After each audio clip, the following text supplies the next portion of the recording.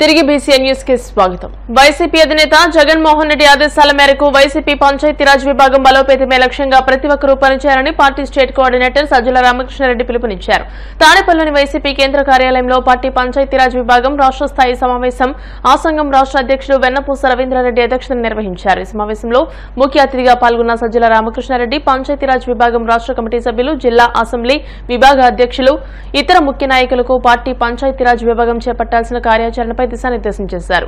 ఎంత ఘనమైన విజయం అసెంబ్లీ ఎన్నికల్లో దక్కిందో దానికి మించి స్థానిక సంస్థల ఎన్నికల్లో ప్రజలు మనకు పట్టం కట్టారు. మీ అందరూ అంతగా నిలబడ్డారు గట్టిగా. దానికోసం పార్టీ తరఫున సర్పంచుల స్థాయిలో ఏదైతేమి ఎంపీటీసీలు, జెడ్పీటీసీలు ఇవన్నీ కూడా అంతా 80 మున్సిపల్ ఎన్నికలు 80-90% మధ్యనే మన విజయం. బహుశా చరిత్రలో అరుదైన విజయం. అంటే ఎంటైర్ స్టేట్ కంప్లీట్ అసెంబ్లీ దగ్గర నుంచి కింది వరకు మొత్తం వైఎస్ఆర్సీసీ తప్ప ప్రతిపక్షం అనేది లేకుండా ఇదైంది.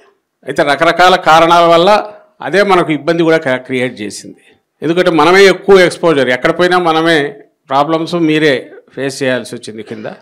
నెక్స్ట్ దీన్ని సంస్థాగతంగా మనం బలపడము, అలాగే మనం నెక్స్ట్ అధికారం లేకొచ్చినాక మీ విభాగం కానీ స్థానిక సంస్థల ద్వారా మనకు దక్కిన అధికారాలను, మనకున్న అవకాశాలను మన నాయకత్వం స్థానిక సంస్థల ద్వారా చేయదగ్గ పనులు పూర్తి స్థాయిలో ప్రజలకు ఉపయోగపడే రకంగా, at the same time party కూడా ఉపయోగపడే రకంగా మీ నాయకత్వం మరింత పటిష్టమయ్యేలాగా స్థానిక సంస్థల్లో ఎవరైతే ప్రజాప్రతినిధులు ఉంటారో వాళ్ళు చేసే దిశగానే గట్టిగా ఆలోచనలు సాగుతున్నాయి. అందులో భాగంగానే గతంలో లేని ప్రాముఖ్యత దీనికి ఇవ్వాలనేది అధ్యక్షుడు నిర్ణయించారు. పంచాయతీరాజ్ విభాగం ఈ 4 ఏళ్లలో మనం వచ్చే ఎన్నికలు ఎప్పుడు వస్తే అప్పుడు దానికి ప్రిపేర్ కావడంలో, వచ్చిన తర్వాత ఎఫెక్టివ్గా చట్టాన్ని ఉపయోగించుకోవడం, పంచాయతీరాజ్ చట్టాన్ని అది పార్టీ ఇంతకుముందు అన్నట్టు అది రాష్ట్రానికి ఉపయోగపడాలా, ప్రజలకు ఉపయోగపడాలా, పార్టీ కూడా సంస్థాగతంగా ఉపయోగపడాలా. మీ నాయకత్వం మరింత బలం కావాలా, పరిపుష్టం కావాలా.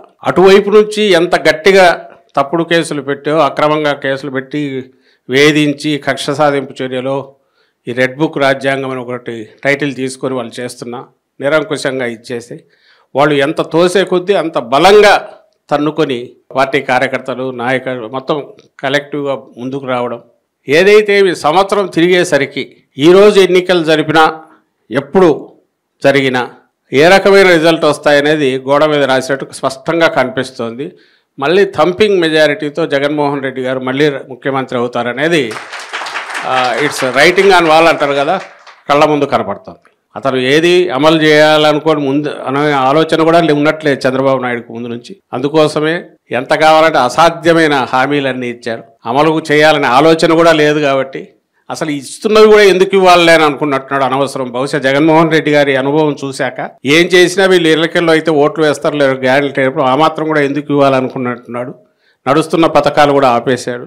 దీంతో పాటు ఇంకో పక్క అడ్డంగా ఎక్కడ చూసినా దోపిడీ, అవినీతి భయంకరంగా ఉన్నాయి. ఇంకో పక్క నేను ఇంతకుముందు అన్నా అసలు లా అండ్ ఆర్డర్ అనేది లేకుండా పోయింది.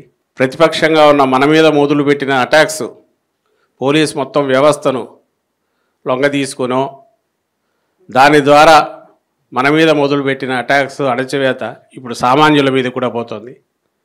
సామాన్య ప్రజలు కూడా దానికి బలవుతున్నారు. ఎక్కడైనా సిస్టమ్ పూర్తిగా ఇట్లా పొలిటికల్ దీనికోసం వాడుకోవడం, దుర్వినియోగం చేయడం మొదలు పెడితే ఆఖరికి ఏం జరుగుతుందంటే సామాన్యులే దానికి సఫర్ అవుతారు. అది మొదలైంది. గవర్నెన్స్ అనేది అసలు లేదు.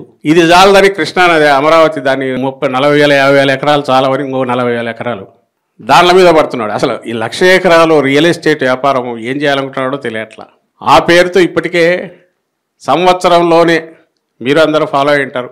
మన అధ్యక్షుడు ఇప్పటికి 2-3 సార్లు ఆయన చెప్పాడు ప్రెస్ కాన్ఫరెన్స్లో. ఇప్పటికీ అది 1,67,000 కోట్ల పైన అయింది ఏడాది ప్లస్ ఈ 2 months కలిపితే. సో ఈ మీకు ఇచ్చిన బాధ్యతలు ఏదైతే ఉన్నాయో దానికి మించి మీ వ్యక్తిగతంగా మీకున్న శక్తి సామర్థ్యాలను బట్టి ఎంతవరకైనా పనిచేయచ్చు. ఎందుకంటే అపోజిషన్లో ఉన్నాం కాబట్టి. గవర్నమెంట్లో ఉంటే మోర్ ఈ ఆన్సరబిలిటీ ఎక్కువ ఉంటుంది.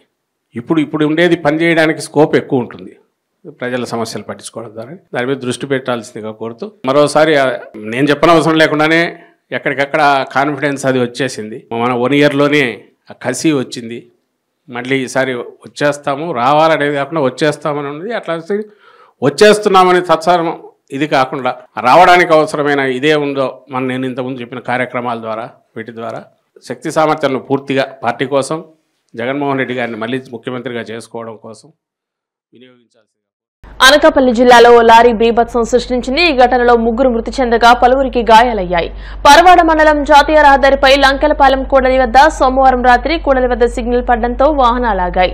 ఆ సమయంలో గాజువాక నుండి అనకాపల్లి వైపు ఓ లారీ మితిమీరిన వేగంతో వచ్చి ముందు ఆగి ఉన్న 3 కార్లు 6 ద్విచక్ర వాహనాలను ఢీకొడుతూ దూసుకుపోయింది. అదే సమయంలో పరవాడ వైపు వెళుతున్న కంటైనర్ను ఢీకొని లారీ ఆగిపోయింది. ఘటనా స్థలానికి చేరుకున్న పోలీసులు సహాయక చర్యలు చేపట్టారు. బాధితులను ఆసుపత్రికి తరలించి చికిత్స అందిస్తున్నారు. ఈ ఘటనలో 3 మృతి చెందగా గాయపడిన 7 అనకాపల్లి ఆసుపత్రిలో, మరో 9 మంది ఆగనంపూడి ఆసుపత్రిలో చికిత్స పొందుతున్నారు. గుంటూరు జిల్లా తెనాలిలో సంచలనం రేకెత్తించిన జంట హత్యల కేసును పోలీసులు ఛేదించారు.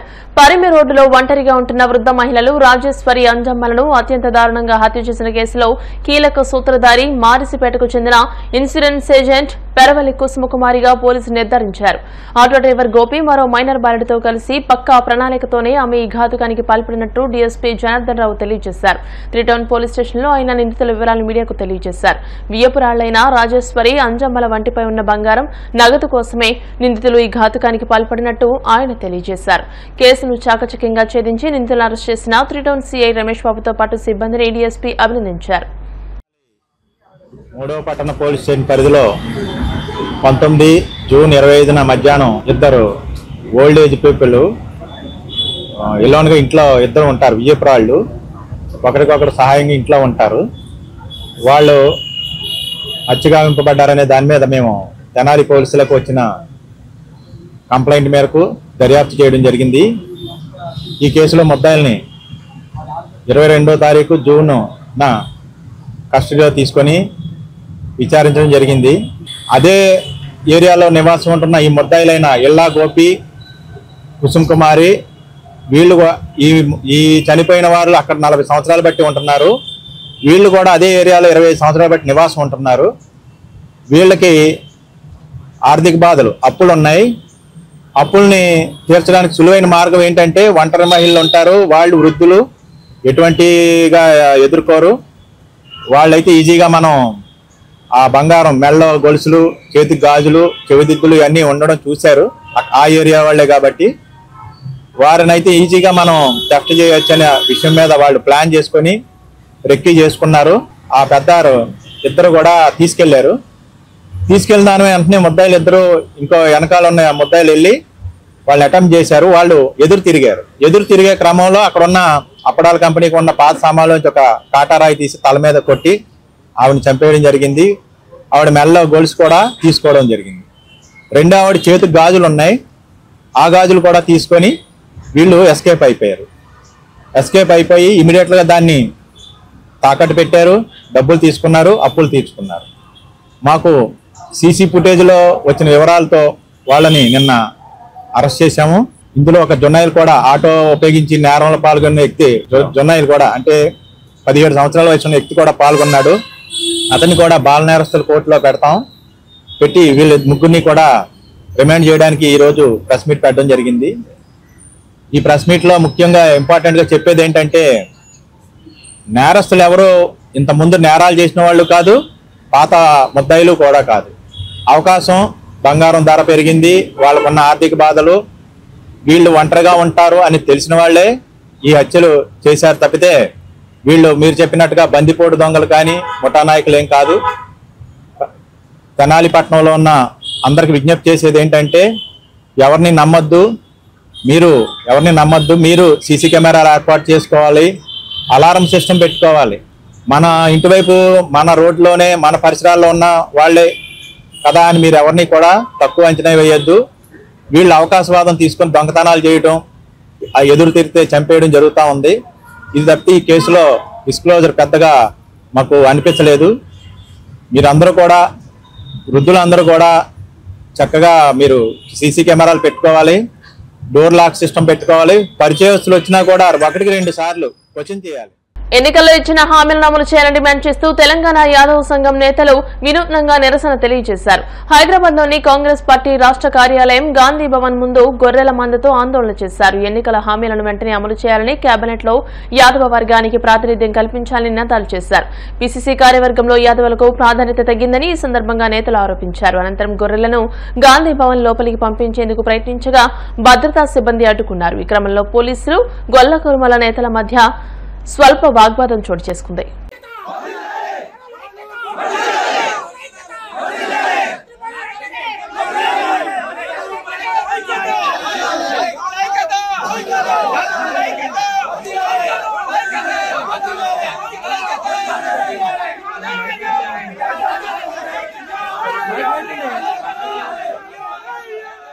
వార్తలు ముగించే ముందు ముఖ్యాంశాలు మరోసారి.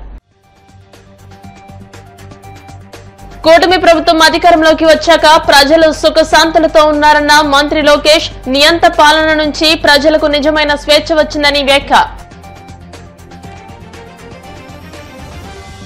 ఎన్డీఏ ప్రభుత్వం ప్రజలకు సుపరిపాలన అందించడమే లక్ష్యంగా పనిచేస్తుందన్న పురంధరేశ్వరి. అవినీతి రహిత పారదర్శక పాలన అందిస్తామని స్పష్టీకరణ.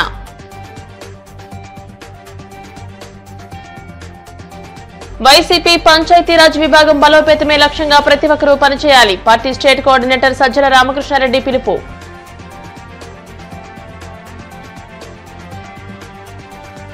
కోనసీమ జిల్లాలో వెలుగులోకి నిత్య పెళ్లి కూతురు వ్యవహారం.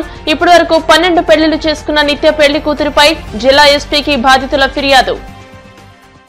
ఈ వార్తలు ఇంతటితో సమాప్తం. మరిన్ని వార్తల కోసం BCN digital YouTube channel, Facebook page ని ఫాలో అవ్వండి. అప్డేటెడ్ వార్తల కోసం ప్లీజ్ సబ్స్క్రైబ్.